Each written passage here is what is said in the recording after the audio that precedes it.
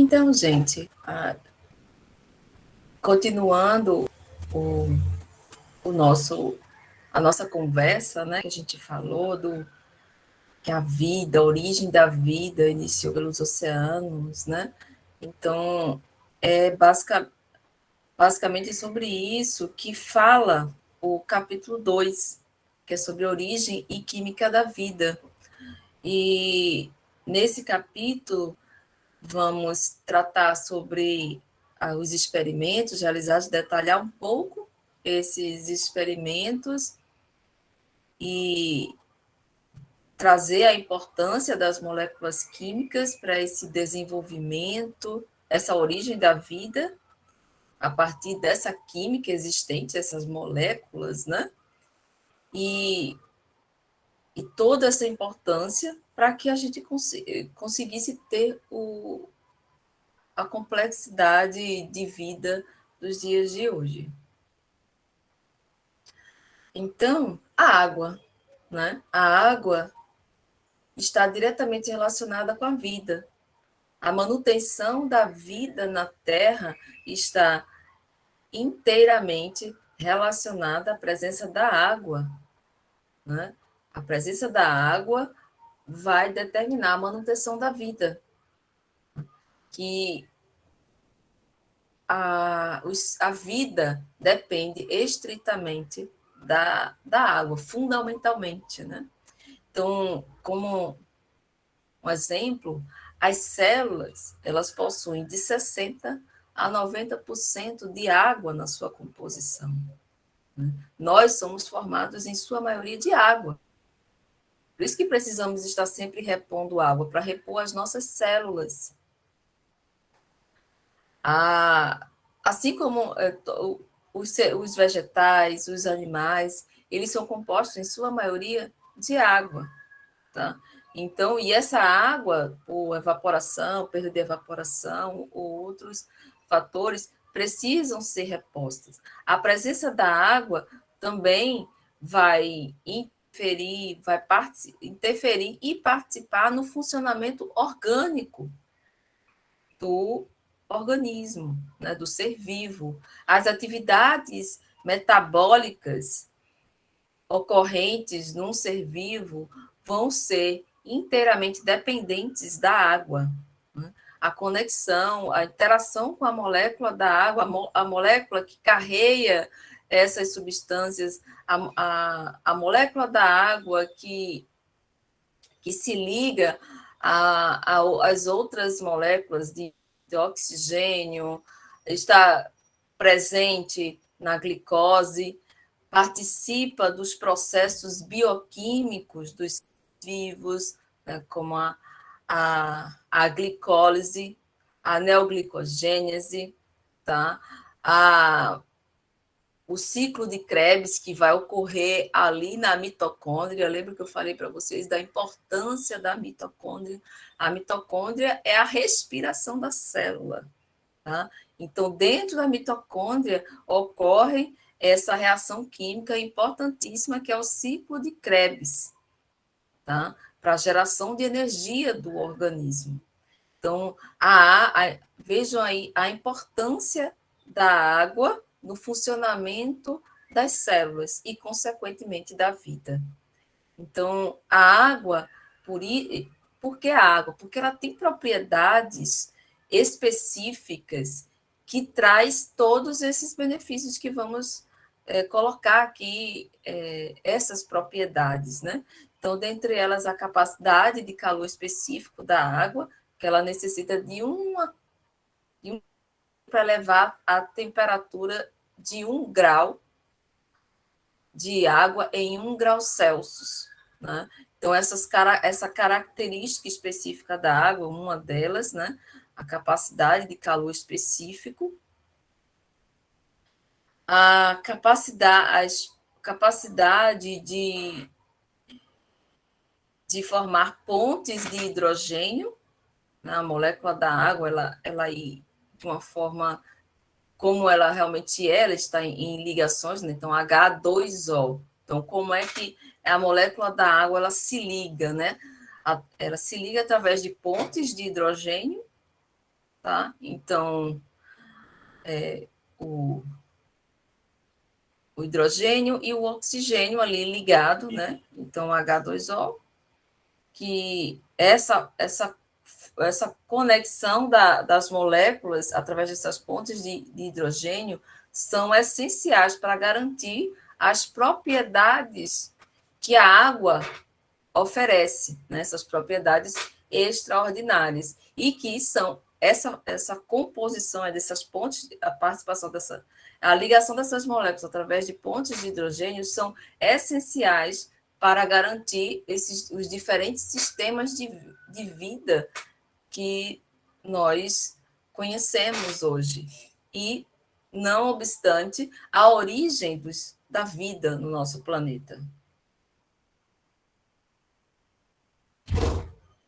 Então, o comportamento da densidade da água, que é uma densidade única, né? Então, quando a água congela, né, ela congela a 0 graus Celsius, mas tem a questão da densidade, né, da água, né?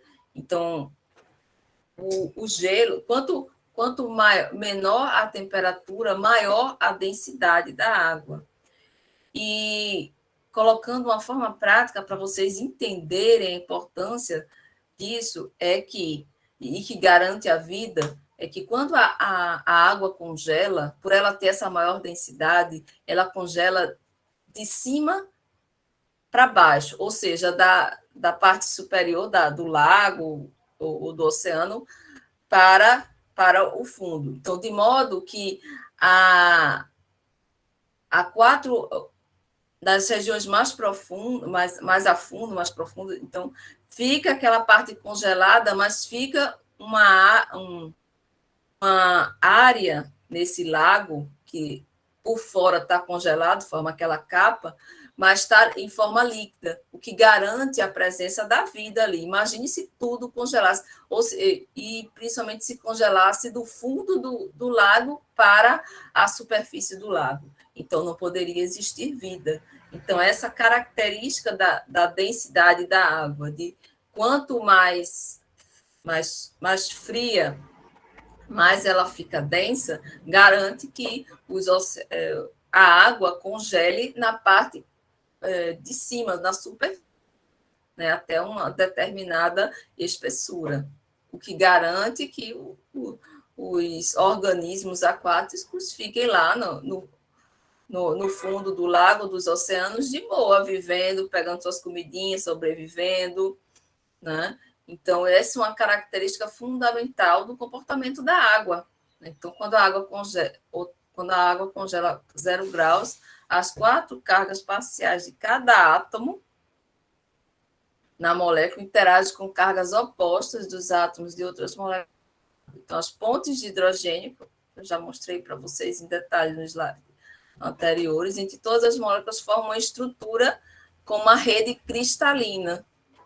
E as moléculas ficam mais afastadas, e com isso aumenta esse processo de densidade, que ela fica densa do que 4 graus Celsius, quando algumas de suas moléculas não formam pontes de hidrogênio. Então, por isso que ela fica mais densa.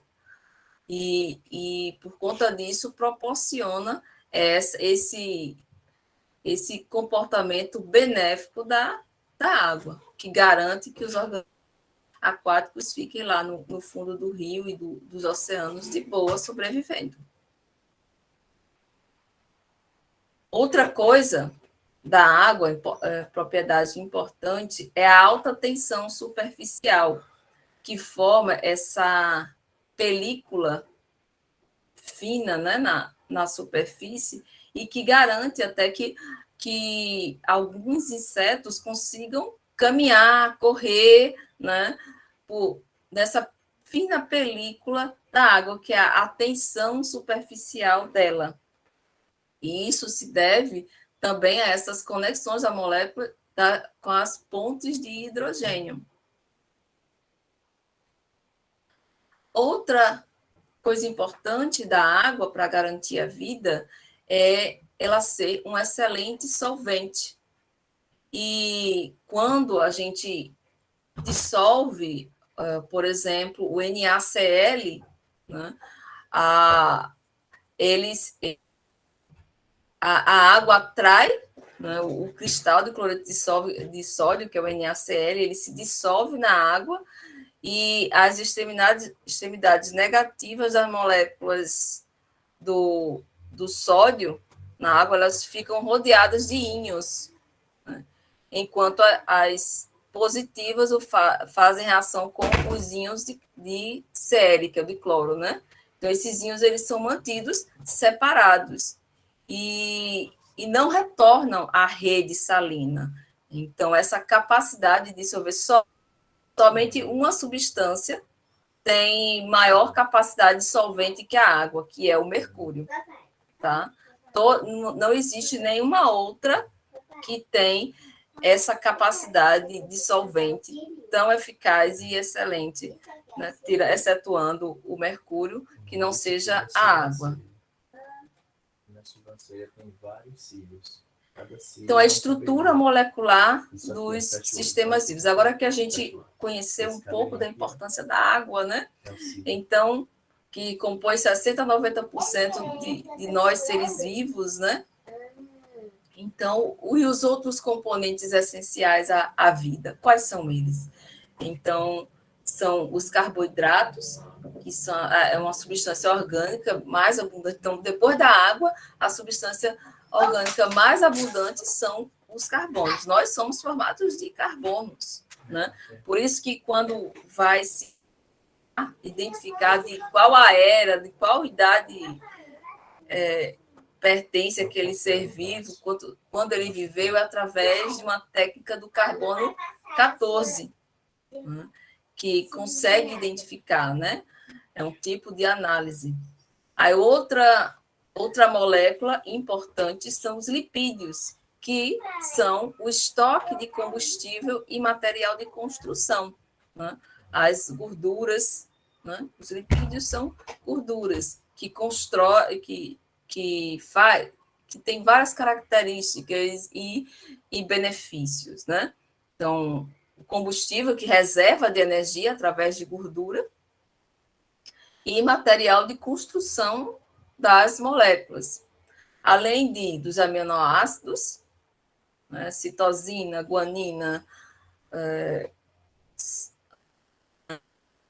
arginina, entre outros. Então, esses aminoácidos presentes vão estar participando e se integrando com as moléculas, e a junção de aminoácidos vão formar as proteínas. E as proteínas, além de formação orgânica, de construção de tecidos, também agem como catalisadores, com função de hormônios, tá? Que vão no funcionamento do organismo, né? De liberar sinais químicos, de estar participando do input reprodutivo de uma determinada espécie, aquela época pré-determinada, né, que vai identificar o período mais susceptível à reprodução daquela espécie. Então, as proteínas vão estar participando desse processo de dar aquele sinal para o ser vivo da sua época reprodutiva, né? As proteínas também vão estar participando da reprodução através de liberação de feromônios, que são cheiros específicos que atraem um determinado animal, de uma determinada espécie animal, ou uma fêmea ou um macho para acasalar. Tá? Os ácidos vão participar da replicação genética, do processo de reprodução, né? Do código genético, tá? Que vão estar ali atuando nesse processo.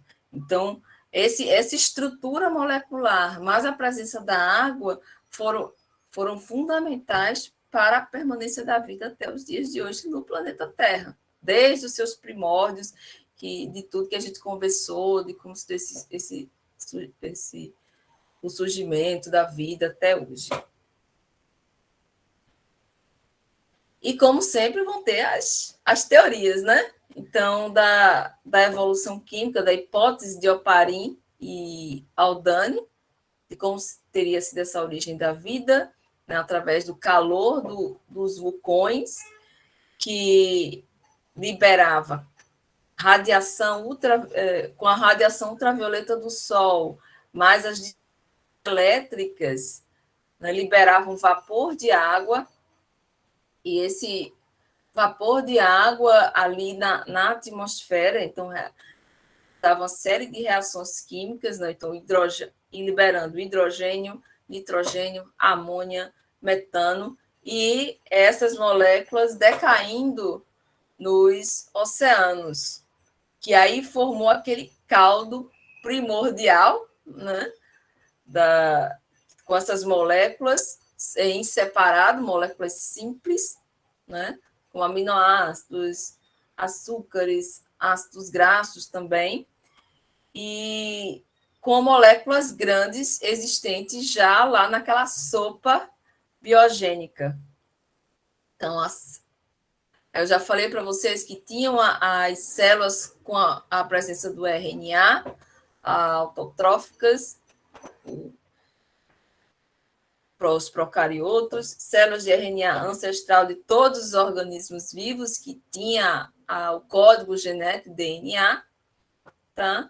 E daí, através desse processo aí todo de simbiose, segundo Lynn Margulis, surgiu os seres eucariontes, e aí o restante da história a gente já conversou, a gente já sabe, né? O que é que se acredita. Opa, foi demais.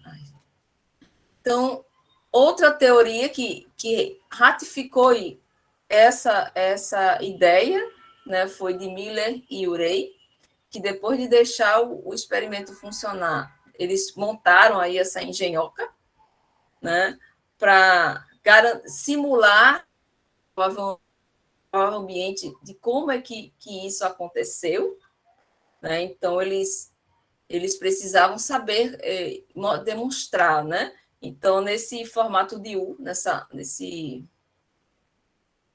nesse vidrinho aqui, eles colocaram um acúmulo de moléculas orgânicas num ambiente estéreo, tá? Estéreo, porque e com essa água fervente simulando lá os vulcões, as descargas elétricas, e essa liberação aqui de vapor de água, né, com a torneirinha aqui que sai esse excesso de água. Então, aí aqui eles ficaram durante dias fazendo essas descargas elétricas aqui com esses fiozinhos para fazer os gases, né? E aqui botando água fria, água quente, porque estava calor, né, na época, e aí com a condensação de tudo isso, que ia havendo aqui o acúmulo das moléculas orgânicas, aminoácidos, açúcares, lipídios e outras moléculas, né? E assim eles conseguiram, né, comprovar, né, comprovar não, que fosse aceito essa teoria de origem da vida nos oceanos, né? Com esse experimento de Miller, que é basicamente isso aqui escrito também por Oparin e Odani. Aí Miller fez esse experimento aí com esses tubos, tentando simular essa situação. E tem o de Lynn Margulis, que eu mostrei para vocês também, né? Então, essas são as mais faladas, mais aceitas, até as mais faladas, mas, né, até então. Façam a leitura do capítulo 1 e do capítulo 2. Né? Hoje vimos a metade do capítulo 1 e o capítulo 2. Lá no capítulo 2 também está dando em detalhes para vocês entenderem a funcionalidade de cada uma dessas moléculas orgânicas, que eu não detalhei aqui, tá? E se alguém tiver dúvida, pode se pronunciar, pode falar, tá bom? Então, observem que... Professora, Pode falar. aqui é o Fernando Amaral Neves. Eu me matriculei na disciplina da senhora, né? Nessa matéria agora. Só que teve um problema no Sagu. Não sei o que aconteceu, que deu um bug lá, que a sua matéria não está aparecendo. Ele trocou 2 matérias minhas lá. Não sei como foi isso. Eu peguei a matéria do professor Natan à noite, aí ficou a do professor Padilha. E na da senhora ficou a do professor Davidson. Eu não sei o que aconteceu. Olha, esse sistema, ele é meio doido mesmo. Mas você estava vendo antes? Tá, eu tô acompanhando o seu material. Tava meio Oxe, difícil de acompanhar. que doideira! Eu não sei tirar o que aqui a aconteceu, gravação. porque da primeira vez pareceu tudo certo. Aí eu deixei passar, né? Aí eu só vim olhar agora, que tava esquisito o sistema.